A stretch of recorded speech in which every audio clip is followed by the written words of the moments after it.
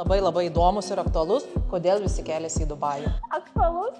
Žmonės įsivaizduoja, kad aš toliau sėdžiu čia Lietuvoje prie kompiuterio ir dirbu, bet mano verslas kažkaip tai atskirai eina užsienyje, kažkokioje labai patrauklioje valstybėje. Kur yra ta svajonių šalis, kur nėra daromos tos reformos? Kai yra pokytis, pirmiausia, ta stadija yra pasipriešinimas. Padarysiu, tai aš iškelsiu, tai aš čia nemokėsiu, tai čia Lietuvoje yra blogiausia. Tie esminiai skirtumai, ar yra kažkokie ES ar ne ES, aš išsikelčiau tą savo verslą, ar ne, pavyzdžiui, kad ir dėl tų pačių socialinių garantijų.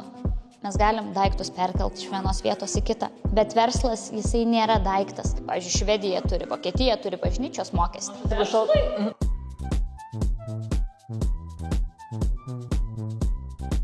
Įsivaizduokit.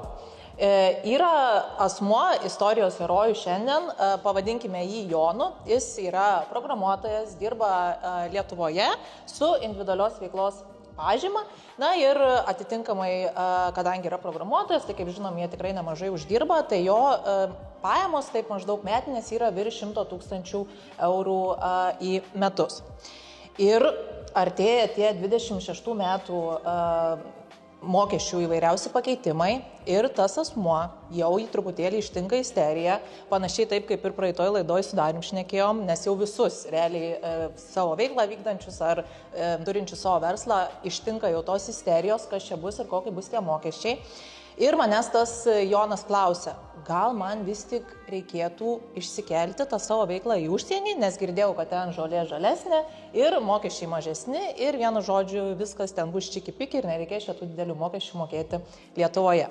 Jo, aš irgi jau, žinokit, Živilė ir Miglė galvoju apie tai, gal reikia lagaminą krautis ir su vyru, nes abu turim smulkius verslus, kažkur ieškoti to geresnio rytojaus su savo verslu.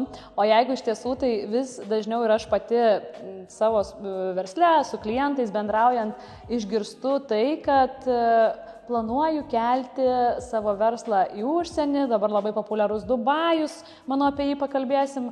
Ir tikrai buvo ne vienas klientas, kuris manęs klausė ir sakė, galbūt galima kažkaip tai padaryti ir kažkur tai iškelti tą savo verslą. Tai manau, kad šiandien apie tai ir pakalbėsim, kas yra tas iškelimas ir ar yra tai lengva, ar tai įmanoma, ar kaip ir Miglė, tu sakei, tikrai yra kažkur kitur ta žolė žalesnė, ne?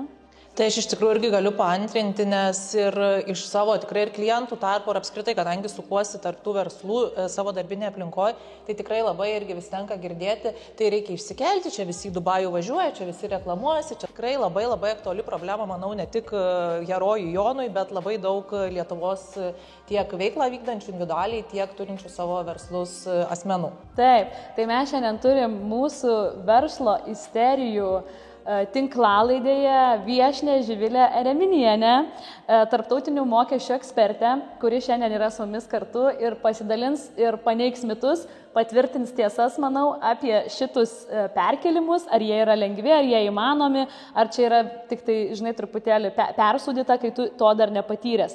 Ir iš tiesų Živilė turi daugiau nei 8 metų patirtį mokesčių srityje.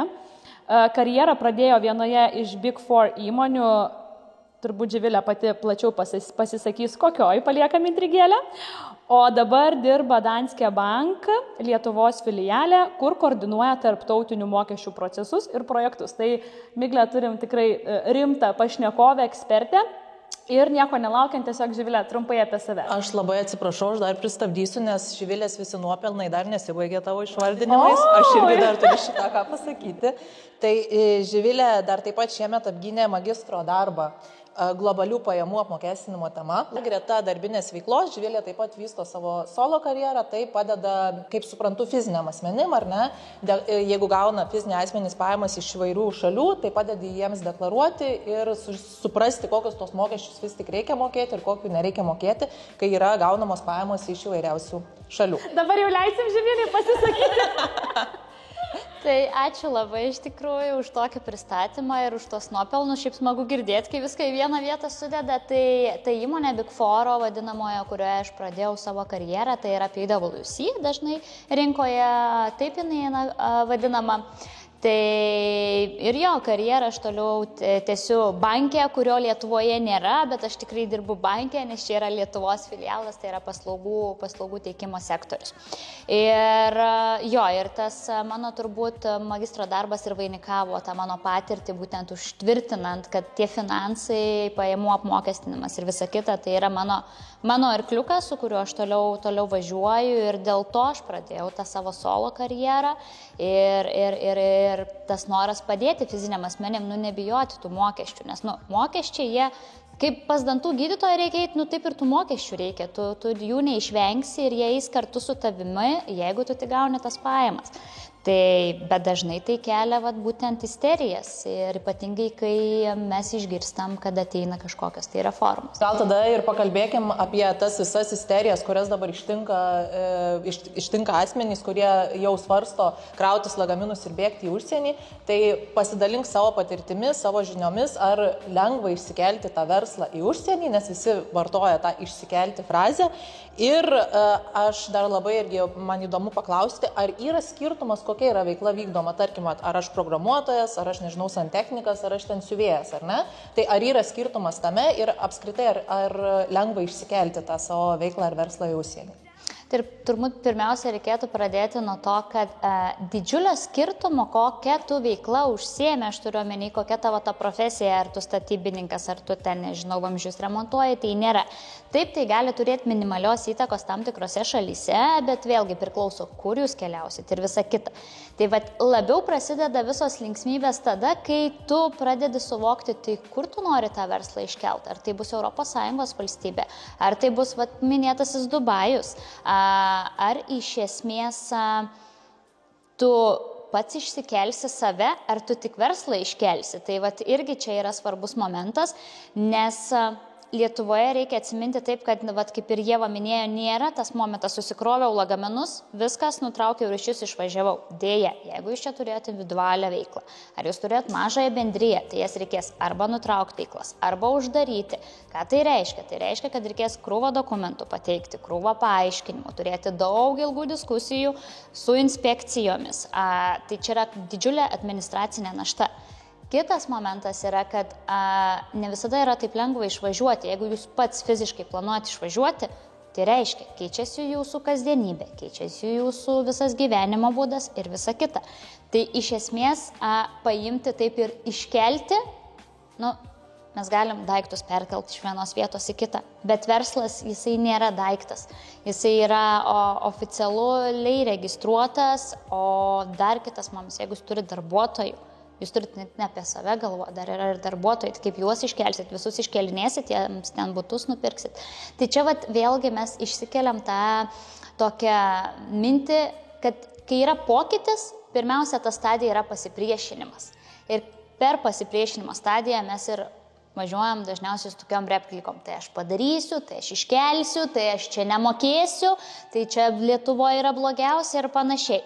Bet kai tu atsisėdi ir pradedi galvoti apie visas aplinkybės, tai tu supranti, kad tas išsikelti, tai nuo meškos ant dramblio mes galim šokti. Jo, ir tai nėra taip, kad pasiemu lagaminą, susikraunu, įsėdu savo MB ar ten individualią veiklą į lagaminą, į lėktuvą ir skrendu su viskuo, ar ne, ir pamirštu šitas visas problemas. Taip pat, tai aš dar norėjau pasakyti, kad dauguma jie negalvoja, aš taip suprantu, iš aplinkos jie negalvoja išsikelti fiziškai patys. Jie galvoja, kad jie čia gyvens, viskas bus kaip po senovai, tiesiog kad veikla, ar tai ten įmonė, ar kažką užregistruos kažkur kitur ir, žodžiu, viskas bus, jau mokesčiai jų nebus. Ir dar užtvirtinti ir klausantiems, kad tikrai mes čia uždėtume svarbų akcentą, ką reiškia išsikelti ir kaip sunku ir ar sunku, ar ne, bet jau tu paminėjai, kad yra sunku. Tai kiek sunku ir kokie ten procesai uždarant. Nes aš žinau, kad isterijos ištinka žmonės uždarinėjant, dabar turėjau pati pavyzdį, kai kreipėsi į mane moteris, turi 2 juridinius asmenys, 2 MB ir sako, ką daryti, aš noriu užsidaryti, o kai pasikreipia kažkur, kad padėtų, tai kainuoja 1000, mokėta niekas nenori 1000 už uždarimus ir tada sakau, pabandyk parduoti, daviau keletą patarimų. Vienas dalykas parduoti vieną, kitą gal pasilikti, vis tiek juridinių asmenų pavadinimus galima keisti duomenis, tai čia šito vietoj irgi verslo savininkai nežino tų niuansų, todėl jie irgi įsibaugina, kad man reikia kuo greičiau atsikratyti. Nereikia, žinau, kad tas žmogus, kuris į mane kreipėsi, jis pasakė, kad toliau vystys kažkokį kitą verslą, tai įmonės pavadinimą pakeičiam, padarom, buvo geri rodikliai, tai yra tų išeičių, bet dar Živilė uždėk akcentus apie tą būtent išsikelimą. Tai su to išsikelimu yra taip ir labai geras tas momentas, kurį paminėjai, yra, ar aš pats save planuoju iškelt, ar aš tik tai verslą noriu iškelt. Vat kaip Miglė sakė, tas ir yra, kad žmonės įsivaizduoja, kad aš toliau sėdžiu čia Lietuvoje prie kompiuterio ir dirbu, bet mano verslas kažkaip tai atskirai eina užsienyje, kažkokioje labai patrauklioje valstybėje. Tai esmė yra tokia, kad pirmiausia taip, jūs turit nuspręsti, ką jūs darysit su tuo esamu verslu Lietuvoje, nes jis niekur tiesiog nedings. Tai jūs turėsite daug išleisti paslaugų konsultantams, kurie padės jums užsidaryti tą mažąją bendriją kaip pavyzdys. Taip, jeigu jūs turite individualią veiklą, šiek tiek yra paprasčiau. Jūs tada ją galite susistabdyti, bet ką tai reiškia? Tai reiškia, kad jūs vis tiek Lietuvoje turėsite deklaruoti, kad ir 0 pajamų ir teikti metinę deklaraciją. Tol, kol jūs turit kažkokią veiklą atidarytą, jūs turėsite tą daryti. Tai jūs vėlgi nėra taip, kad viso gero Lietuva, aš nieko jums nepriklausau. Bet individualią veiklą galima ir uždaryti. Ten irgi mygtuko paslaugą keli. Taip, ją galima uždaryti, viskas ok. Tai užsidarom labai... Su juridiniais asmenims sunkiau turbūt. Bet tada reikia suprasti, kad jūs visiškai naują startą turėsit kitoje šalyje. O kitoje šalyje reikia suprasti, kokie yra ten reikalavimai. Tai reiškia išmanyti visą mokestinę sistemą, išmanyti visą teisinę sistemą, išmanyti šiaip visas taisyklės, nes yra tokių valstybių, kurios tikrai yra griežtesnių taisyklių negu Lietuva. Kitas dalykas, mano praktika rodo, kad pavyzdžiui Danijoje, jeigu jūs norit gauti kokį nors atsakymą iš mokesčių inspekcijos, tai minimum trunka 2 metus.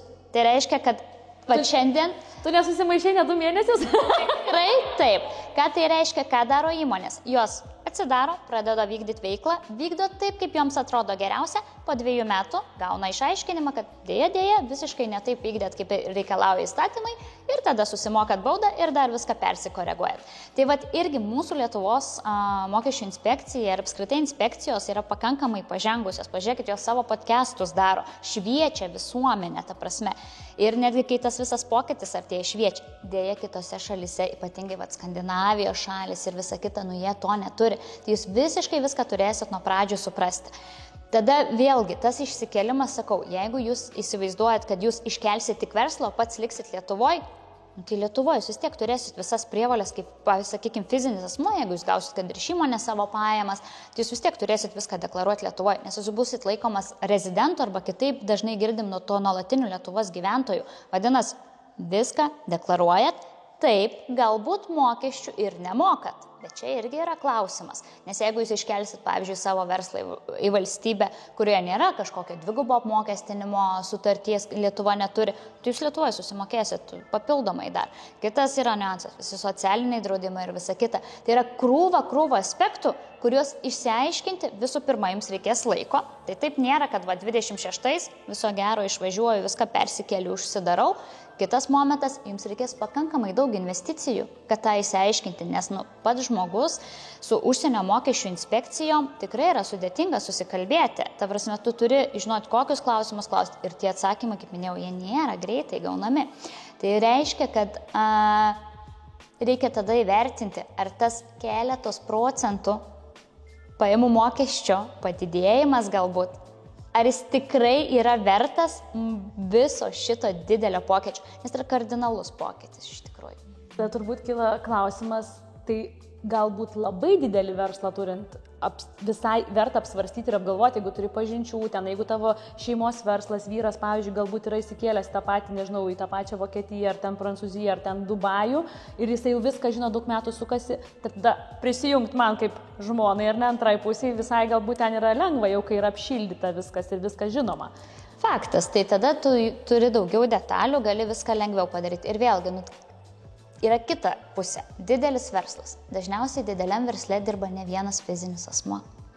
Tai čia irgi yra momentas, kad tu save kaip vadovą, ar sakykime, paimsi, iškelsi įmonę. bet tada Lietuvoje potencialiai gali likti tavo darbuotojai. Jie galbūt yra trečiųjų šalių darbuotojai, šiaip jau didelės įmonės mėgsta tą samdą daryti Lietuvoje populiaru. Ar kitoj šaly nereikės kažkaip irgi pagrysti, tada vėl jie fiziškai dirba Lietuvoje, tai ekonominis tas darbdavys yra Lietuvoje. Tu nenutrauki tų ryšių, tada tu viską turi iškelti. Dar man gimė vienas labai toks įdomus momentas, kad iš tiesų galbūt tiem verslam, kurie online, tai dar galbūt galima kažkokių išimčių taikyti ar ne, bet tie, kurie fiziškai turi dirbti, tai jiems iš viso dėl to, kad dabar pagalvojau, beklausydama tave, Živilė, taip įsitraukiau, kad nemažai atvažiuoja į Lietuvą iš užsienio kapitalo verslų ir čia kuria nešia pigi darbo jėga pakankamai, kur, pavyzdžiui, kokioje Vokietijoje specialistą pasimk, o kur kokioje Lietuvoje, dar žiūrėk iš Lietuvos, dabar čia dar iš Ukrainos atvažiuoja, iš Baltarusijos, pas mus atvažiuoja žmonių, kurie dar pigesnė darbo jėga, tai tokia visai gera aplinka. Tai jeigu mes apie turbūt kaip ir mes verslo isterijose apie smulkų verslą kalbam, ar ne, mes kalbam apie smulkų verslą, kuris generuoja per metus 100, 2, iki 300 tūkstančių gal, ar nes jį. Tai tokiam turbūt išvada, kad visai neapsimoka čia į tą užsienį kelti to savo verslo.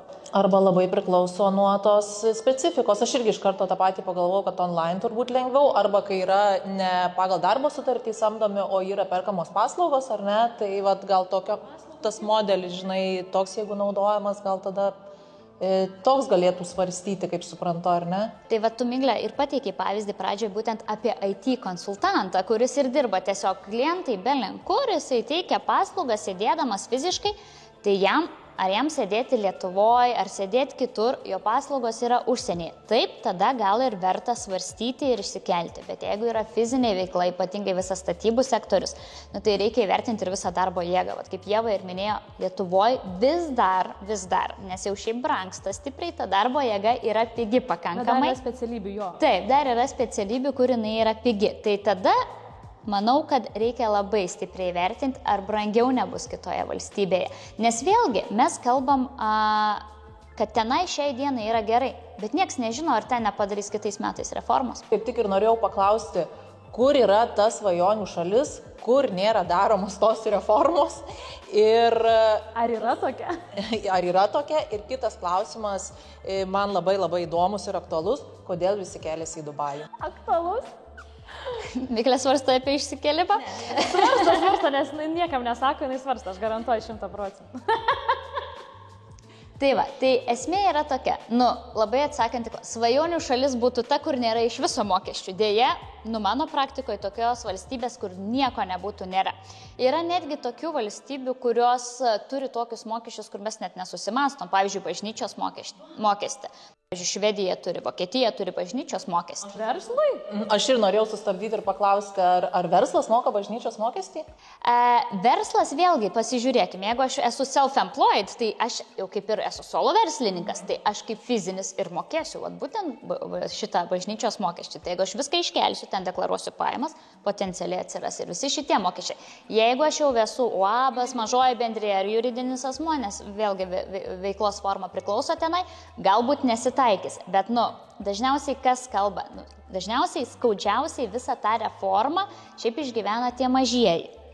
Tai jo, ir dažniausiai jie ir kalba viešumoje, kad mes kalbėjom, tai mūsų tie mažieji, kad ir iki 100 000, jie yra pakankamai maži visumoje. Tai jiem tada taip. Tada yra visi savivaldybių mokesčiai. Pavyzdžiui, pas mus yra gyventojų pajamų mokestis, nesakykime, ar ten pelno mokestis, ten atsiranda dar specifiškai pagal savivaldybę mokesčiai.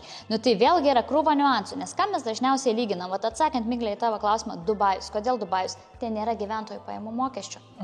Tai čia yra atsakymas. Taip, kvėpamo ten yra, sodra ten yra.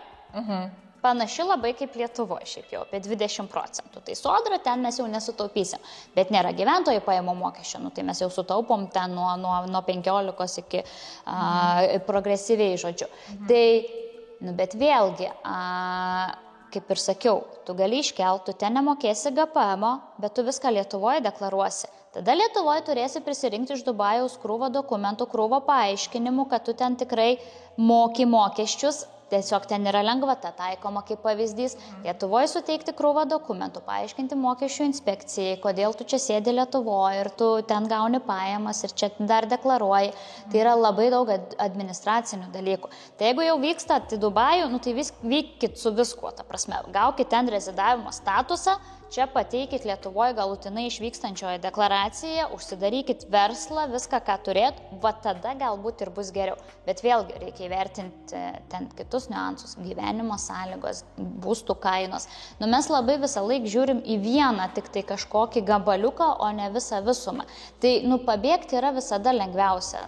Čia yra lengviausias kelias.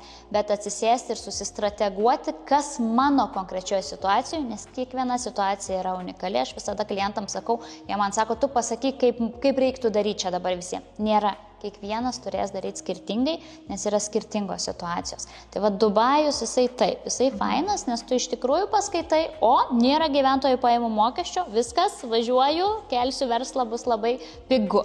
Bet aš galvoju, galiu viena iš strategijų ir buvo tokia verslui suteikti tokią palankesnę terpę, kad jie ir suvažiuotų ten tie, kurie jau gali sau leisti, kurie tenais nori gyventi ir kuriems ten patinka. Bet aš suprantu, kad jeigu išvyksti į Dubajų, tu turi kažkurią dalį gyventi ten, turbūt 6 mėnesius, ar ne?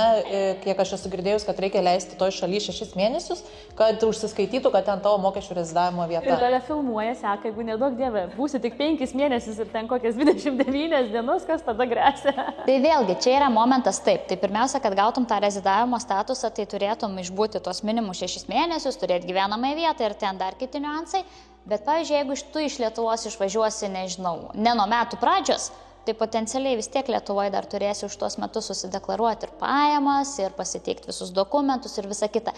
Nes kitose šalyse, ypatingai Skandinavijoje ir panašiai, mes galim būti laikomi mokesčių mokėtojais tik už tam tikrą metų dalį. Lietuvoje arba už visus metus, arba iki galutinės išvykimo datos. Kad pateikti galutinai išvykstančioje deklaraciją, jau dėja nebereikia tikėtis, kad nuėjus, sakykime, į sodrą čia Lietuvoje kažką gausi. Tai tu turėsi ir vietą gyvenamą įsideklaruoti, ir parduoti visą savo turtą.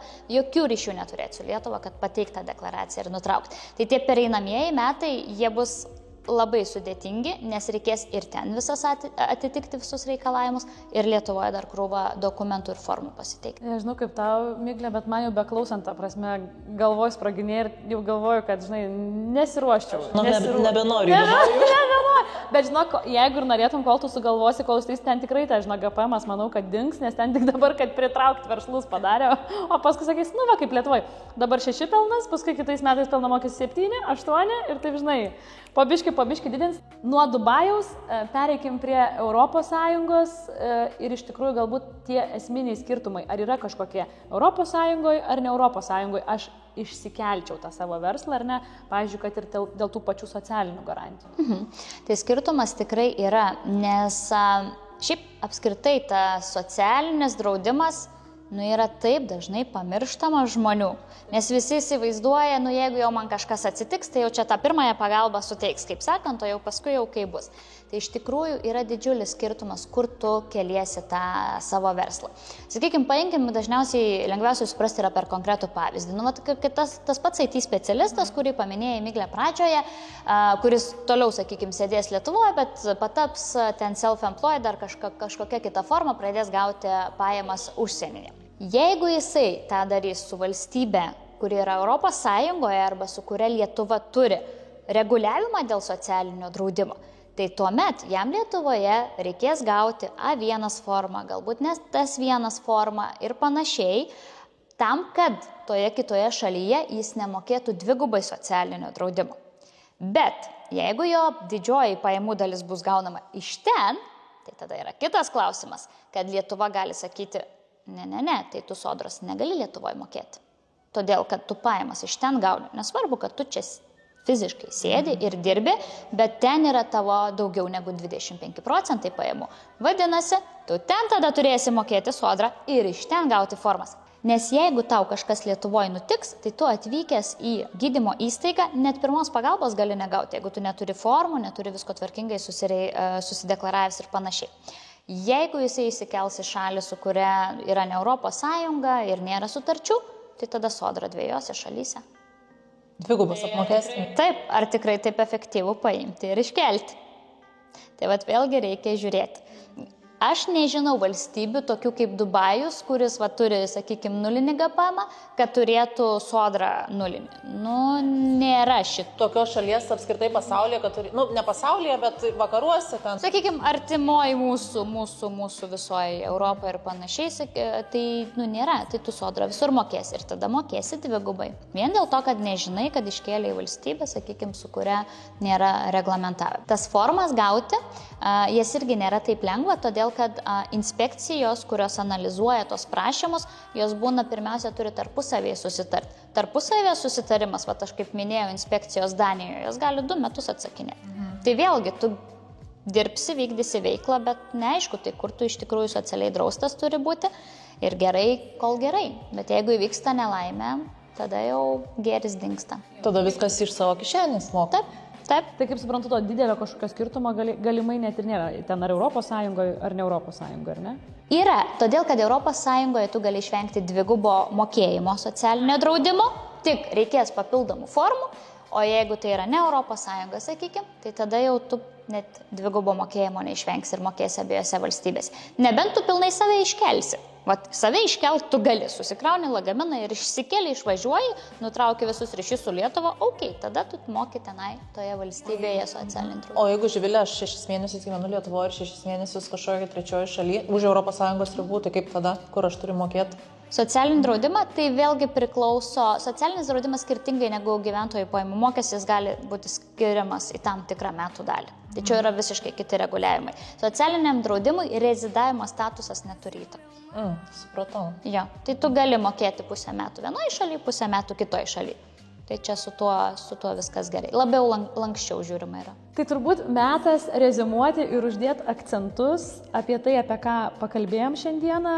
Turbūt, nežinau kaip tau, Miglė, bet aš tikrai pasidariau savo išvadas, kad Lietuvoje nėra čia gal taip ir blogai, žinai, ir tų lagaminų nereikia čia skubėti dėtis ir kažkur dėl verslo išsikelti dėl mokesčių. Tai gal mitais ir tiesom tiesiog dar kartą užsiakcentuokime pagrindinius dalykus. Tai Živilė, mitas ar tiesa, ar galima tiesiog pabėgti su savo veikla į užsienį? Vat kaip atsakytum? Tikrai sakyčiau, kad tai yra mitas, nes tiesiog pabėgti tu negali.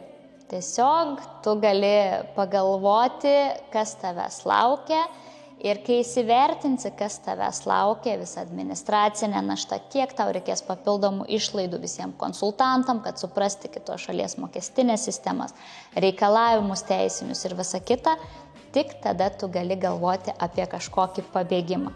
Deja, čia yra mitas, todėl kad tiesiog išsikelti tu negali. Nes pirmiausia, tu turėsi suprasti kitų šalių mokestinės sistemas, teisinės sistemas, turėti biudžetą konsultantams, kurie padės tau visose šitose pinklėse išsinarplioti ir tik tada tu galėsi galvoti apie kažkokį išsikelimą, verslo persistrategavimą ar panašiai. Mitas ar tiesa, kad visoms veikloms verslam yra taikomos vienodos sąlygos, tai yra tokie patys mokesčiai užsienyje? Tai tikrai mitas, kaip mes ir savo jau diskusijoje iš tikrųjų apčiuopėme, kad priklauso kokią tu veiklos formą turėsi. Jeigu tu individuali veikla, tada minėjau, gali atsirasti bažnyčiniai mokesčiai kaip pavyzdys. Jeigu tu turi kažkokią juridinę asmenį, tai vėlgi bus kitas apmokestinimas.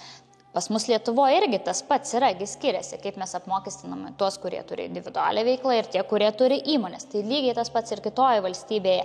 Nebus taip, kad tu nuvažiuosi ir visom veiklos rūšim taikys tą patį apmokestinimą. Netgi patys mokesčiai skiriasi. Tai tikrai vienareikšmiškai čia yra mitas. Ir paskutinis mitas, ar tiesa, kad ES yra saugesnė ir lengvesnė erdvė verslui būtent negu trečiose šalyse? Tai tikrai tiesa, nes lengvesnės yra sąlygos nebūti dvigubai apmokestintam, lengvesnės yra sąlygos ir steigiant, sakykime, kažkokias įmonės, nes vis dėlto ES daug kur turi pakankamai, sakykime, vienodus reikalavimus, aš turiu omeny, lengviau suprantamus, labiau aiškius ir galbūt pritaikytus prie to, ką mes turim Lietuvoje.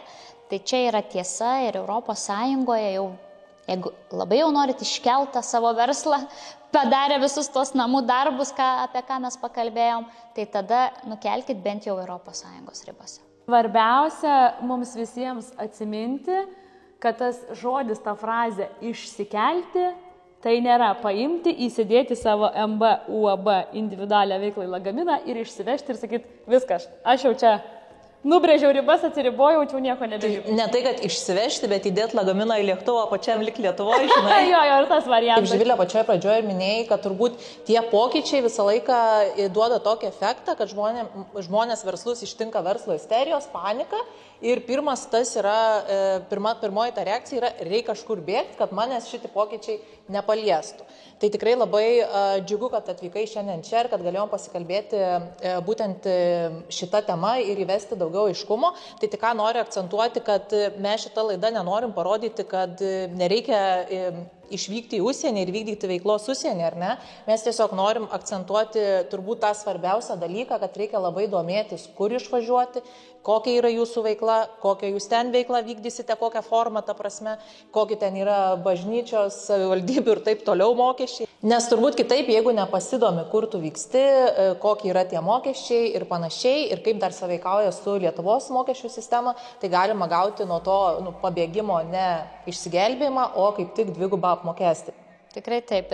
Ir tada nebus pigiau, negu susimokėti kažkokius papildomus mokesčius, kurie kyla Lietuvoje. O koks tavo būtų moralas būtent verslo isterijų žiūrovams? Mes jau turbūt akcentavom, kad žiūrėkit, pas kaimynus visada yra žolė žalesnė.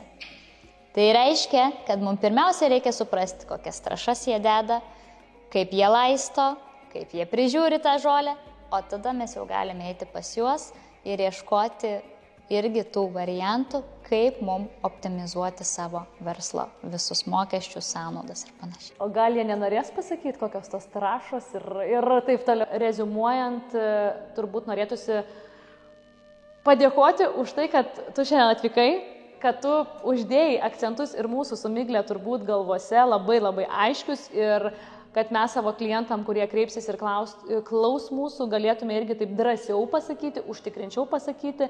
Ir aišku, visada, jeigu reikės nukreipti į tave kaip ekspertę, kad detaliai pasakytų, kai turės konkretų keisą. Nes normalu turbūt, kad mes negalim čia pasakyti recepto konkrečiai apie kiekvieną šalį. Reikėtų turbūt poros parų pakalbėti, kad išanalizuoti visas šalis. Tai ačiū Živilė tau, kad atvykai ir noriu įteikti kartu su Migle mūsų partnerių BeSwift Lietuva dovaną. Tikiuosi, kad tau patiks. Brigita, backstage'as, prašau aplodismentai. Ačiū labai, Živilė, kad atvykai. Tai dėkoju tau labai, o mūsų verslo isterijų tinklalaidė jau turbūt po truputėlį įsivažiuojate ir suprantate, kad yra ne apie ką kitą, o apie versle esančias įvairiausias problemas, iššūkius, situacijas nemalonės, kur mes tikrai pasijaučiame kaip isterijoje, mes supanikuojame, mes stresuojame. Tai šiandien kalbinome ekspertę tarptautinių mokesčių, kuri sumažintų tą stresą, ar ne, Migle? Taip, tikrai taip. Pagelbėtų jums versle kasdienoje priimant sprendimus. O jeigu jūs norite, kad mes pasidalintume jūsų verslo iššūkiais, arba galbūt norite, kad jūsų iššūkis būtų išanalizuotas kažkokio tai eksperto galinčio pasisakyti tą temą, tai rašykite po šiuo epizodu Verslo isterijos ir mes su jumis susisieksime. Na ir žinoma, nepamirškite komentuoti, nepamirškite paspausti patiktuko, nepamirškite subscribinti, kaip čia pasakyti, prenumeruoti. Ir mes tikrai norime kartu su jumis augti, plėstis ir klestėti visi Lietuvoje, niekur nevažiuoti, niekur nesikelti, parodyti, kad galim ir čia sukurti stabilias, kokybiškas pajamas ir kartu bendradarbiaujant visi sukurti daug geresnius rezultatus. Tai ačiū, kad žiūrėjote ir ačiū labai mums už tą gerą tokį ir kokybišką pokalbį. Ačiū Jums labai, kad pakvietėt, malonu buvo čia būti. Ačiū, Živilė, labai. Aš galvoju, mes apsikabinsim, neapsikabinsim, tokia, žinai.